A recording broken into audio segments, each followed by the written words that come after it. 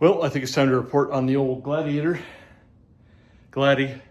We've hit over 100,000 miles on her, and it's time to start doing some winter rebuilding. First thing we did is we redid the drive shaft, put a Tom Woods in there. I'm ripping out everything in the back. My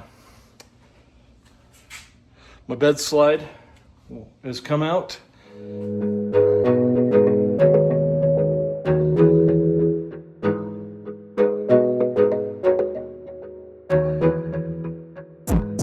Gotta focus on yourself, on your faith. The bed slide's been removed. I removed this tire, cleaned it off, took out the toolboxes, the fridge, and the first order of business is to blow the thing up because it keeps trying to lock the doors on me. And I still have not figured that stupid thing out. It's irritating. Anyway, the bolts on the bed slide, as you can see, have come off. And then I'm gonna take the frame out here and go ahead and wash everything out in here. It's getting kind of gross. It's been like this for at least 3 years now that I've had the Jeep. So let's go ahead and start cleaning everything up. The other thing I get to do, we're going to tires. We're going to change out that ring gear because I broke it. And clean up back here a bit. A little painting and that.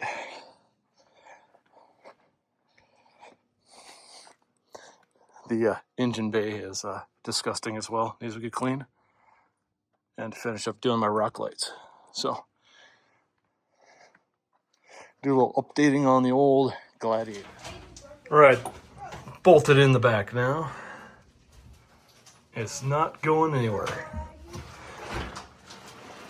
All right, we've got bolts in the front here, middle and end, all brand new, grade 8. So this thing should not go anywhere now. Nice. All right, cleaned everything out. Now it's time to tackle the rear axle. Got to pull the wheels, the brakes, axle shafts, and then we can pull out the center section.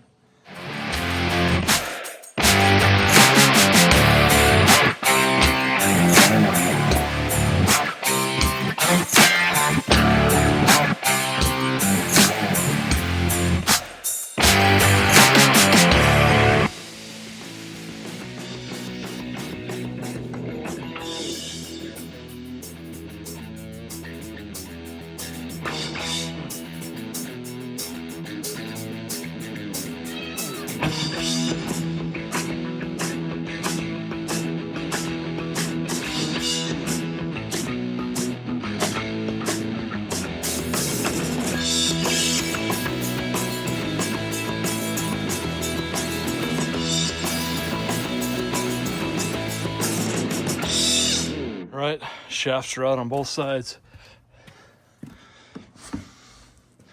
This is your driver's side. It's shorter than the passenger side by a little bit.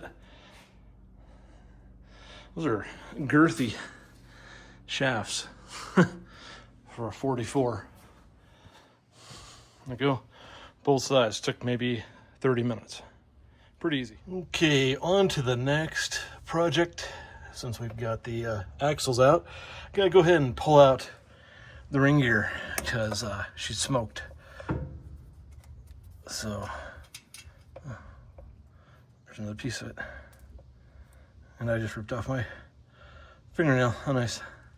Nothing like gear oil in your mouth. All right, we're gonna pull these 4 bolts and the shims and drop her down. Yay.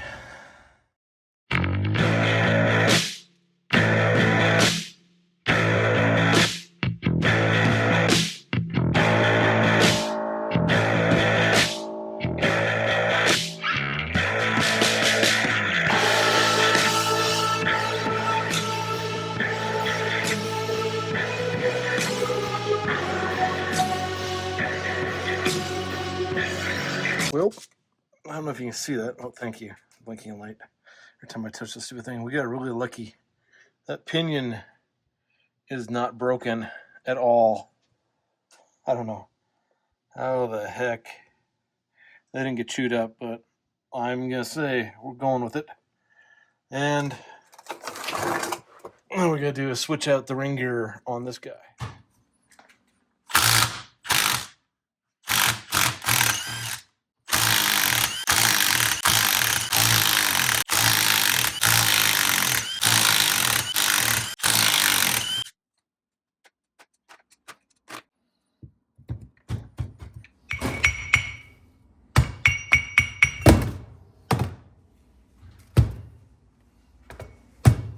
She's off. Time to put the new one. All right, that's our new ring gear. You're going to take a bastard file and just kind of go over this. Make sure there's no high spots in it. Get any burrs off it. And you're going to go ahead and grab your carrier. Oops, trying to break stuff. Just slide it up. Hold it. I'm just going to put a couple bolts in here again. Okay. Then you're going to go ahead and clean off all your old bolts if you reuse them, and put some Loctite on them. And then you're going to torque all these down to the manufacturer's specification. And then you're going to put your locker back on, locker mechanism. And I got to buy a new bearing, so boom. Then you're done. And you slip it back in. Thanks.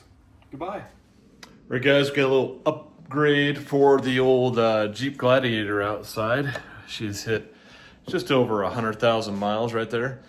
And the rear drive shaft is making some weird noises. I think it's the center bearing going out. And I decided to do a little bit of an upgrade. I did try to do the Terraflex high angle CV on the lower pinion, on the back axle pinion, but I didn't seem to change anything. I think it's the center bearing. So without further ado, let's go ahead and upgrade this because, well, we need something stronger. Let's check out the beefiness I just bought. All right, from Tom Woods, a one-piece rear drive shaft conversion. Comes with the shaft. I did send on a measurement on that for my vehicle, measured flange to flange. And then it comes with the input, the yokes and bolts and everything else you need to put this together. So let's go ahead and pull this baby in here and start ripping out that shaft. Okay, first thing you're gonna need to do is undo these bolts at the pinion. You're gonna need to undo your center bearing, which is two 17 millimeter bolts, and then you're gonna need to take out do those ones. I think those are T45 bolts up there. Go ahead and start taking everything apart.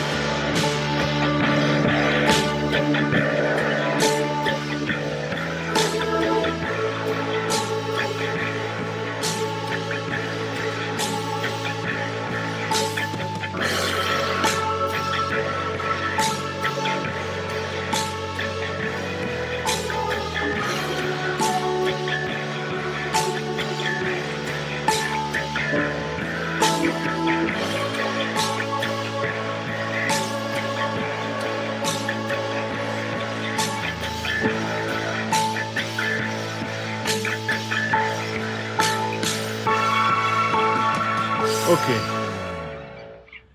the rear is off. Just I think it was a 32 millimeter or 34, probably 32. Yeah, 32. Front of the transfer case output is out. That was a 32 millimeter.